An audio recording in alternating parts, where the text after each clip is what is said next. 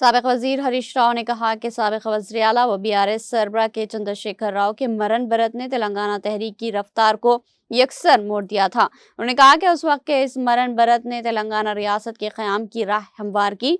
हरीश राव ने याद दिलाया कि 29 नवंबर 2009 को चंद्रशेखर राव ने मरण बरत शुरू की थी।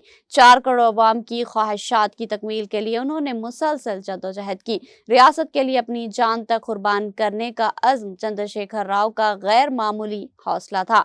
तेलंगाना की तारीख में इनका किरदार बहादुरी का लाजवाल निशान है। उन्होंने मजीद कहा कि अगर 29 नवंबर को KCR का मरण बरत ना होता तो 9 दिसंबर की मरकजी हुकूमत की जानिब से तेलंगाना रियासत का ऐलान भी ना होता और 9 दिसंबर का ऐलान ना होता तो तेलंगाना रियासत भी वजूद में ना आती। तेलंगाना दहाओं की जद्दोजहद का नतीजा है, हुक्मरानों की मेहरबानी का नहीं, यही सोच है।